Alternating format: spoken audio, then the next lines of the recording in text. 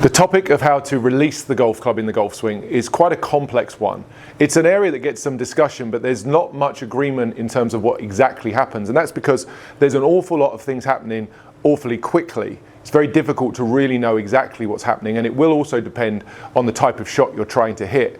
But using the Hack Motion wrist sensor, we're going to dive today into some of the things that I would encourage golfers to look for and ways that you can practice, some practical ways that you can actually practice at the driving range to improve the release and overall quality and consistency of your golf shots. So it's going to be important to me that this video is useful for you, practical tips you can take away, not bamboozle you with numbers and different terminology. So let's get into what I really feel is the biggest issue when it comes to the release of the golf club. The release of the golf club can mean a lot of different things to different people, but I think it really talks about how this club is moving through impact and into the follow through. Now, without any doubt, the biggest deficiency I see in the highest handicap golfers is that when they're delivering the club towards the ball, the shaft of the golf club overtakes the lead arm prematurely. The club head overtakes the arm before impact. That would happen the most in the highest handicap golfers, and conversely that would not happen in the best players. The best players, when they hit the ball, would have the shaft of the golf club still trailing the lead arm to some extent depending on the club they're hitting.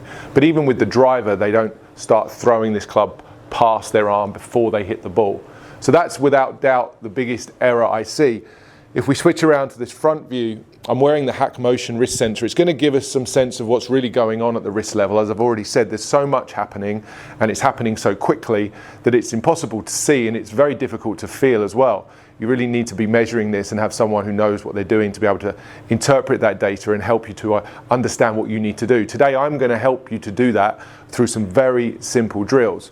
I'll start with the problem, which is the club head getting thrown past the hands, a common picture for so many of you, and what that really does to the ball flight. Firstly, the contact there was horrible, wasn't very nice.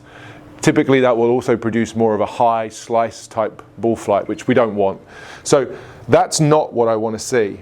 What I do want to see, as I've already mentioned, is the shaft still having a small amount of lean to it at impact, and making sure that the shaft is trailing the lead arm, or at worst lined up with the lead arm when contact is made. So this picture is good, so is this one. This one's not going to work so well for many different reasons.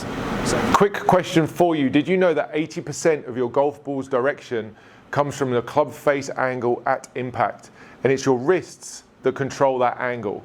If you want to hit straighter shots and add more distance to your game, then check out the link in the description below.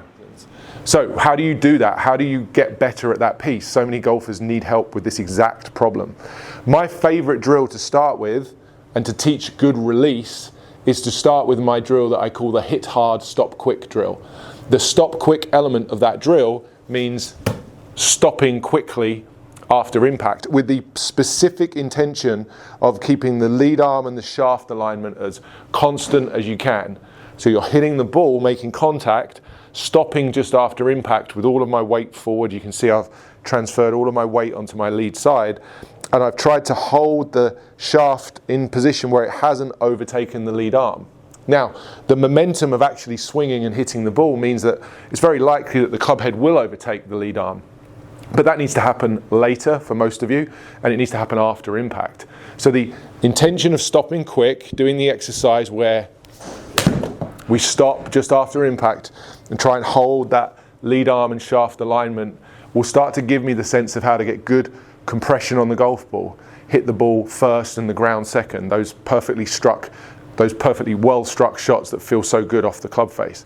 That's a perfect example there of how the hit hard, stop quick exercise works. Just small swings to start with. You begin to build up the speed. You can hit harder, but you have to keep stopping and getting that alignment. We take a look at the Hack Motion data. You can see that my wrist was in good shape there when I made contact with the ball. I'm very much within the green lines, the green ranges of where I need to be. And that exercise will start to help so many of you just train the correct feeling at impact. Hit hard, stop quick. That's an exercise I prescribe as much as any other, and one that I see help countless golfers day in, day out improve the ball striking. So that may well be as far as you ever need to take this drill. This will be your go-to ball striking drill that you do every single time you're at the range.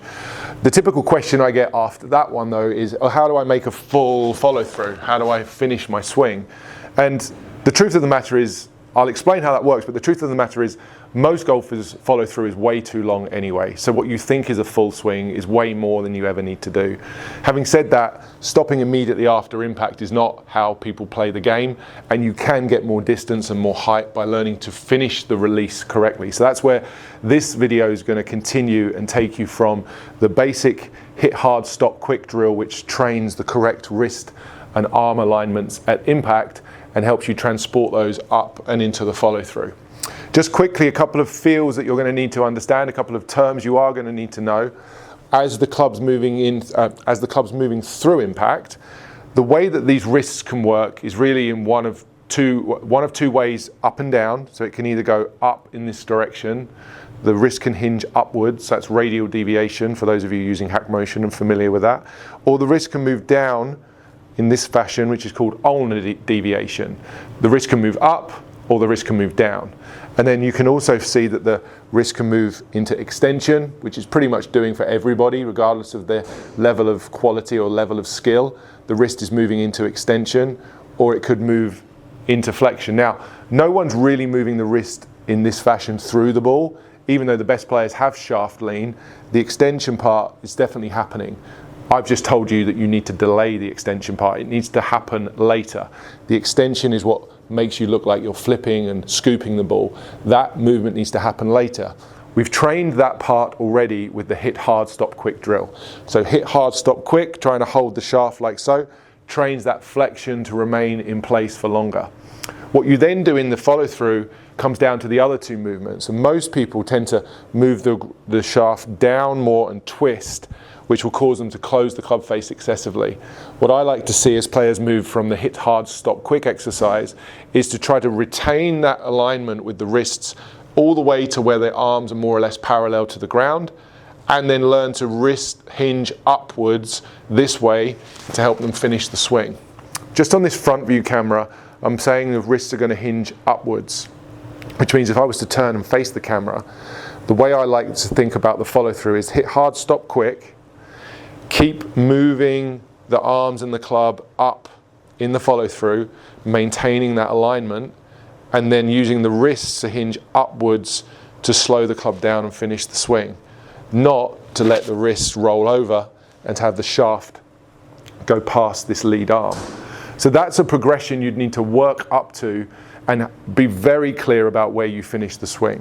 So the progression from hit hard, stop quick would be hit hard, stop quick, and take it all the way to arms parallel. So let's hit that one. Arms straight, club and arms more or less parallel to the ground. That ball's going to fly a little bit higher. That ball's going to fly a little bit further. So that's more of a functional shot which you could take to the golf course. That's the progression from the standard hit hard, stop quick drill, and I'd encourage you to go there first. Okay, that's going to be the next shot you learn. And once again, for many of you, if you learn that shot, you might say, well, that's good enough for me to take to the course. I can play like that. You see how that ball drew, by the way?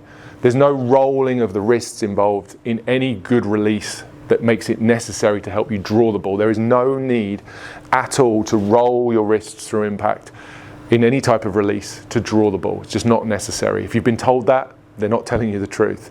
So you'll see there that even with holding the club face and the arm alignment through impact, I'm able to still produce a lovely high push draw. Now the final piece of the puzzle, the finish of this would be once the arms and the club are parallel to the ground, you start to rehinge the wrists upwards, back up towards you to keep the club face square, so it's not rolling over, to keep the club face square, and to add the final bit of speed and height to the shot. Moving the wrists upward in that fashion will help you to do that.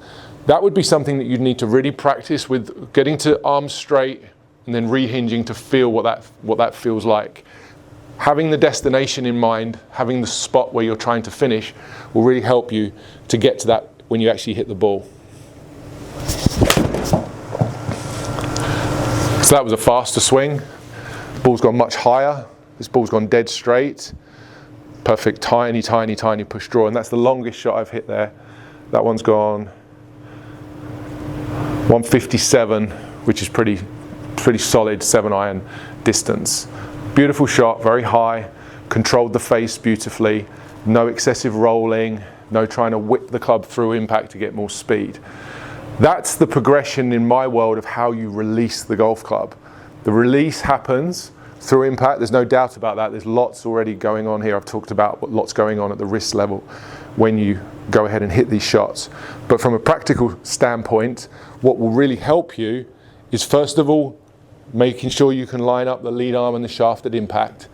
Then secondly, learning to transport that alignment into the follow through. And thirdly, learning to add the extra wrist hinge at the end to add a tiny bit more speed and give that shot that bit more height that you might be looking for. That's how I would teach the release, regardless of which club it is. Now, there are different release patterns for different players, that's for sure. Not everybody does it that way, but that's a great place to start, particularly the hit hard, stop quick exercise. If you can master hit hard, stop quick, you'll begin to get a full grasp on your ball striking. And if you improve your ball striking, you're undoubtedly going to improve your scores. If you found the video useful, I'd encourage you to click on the link that's down in the description of this video, which will take you to further hack motion training videos.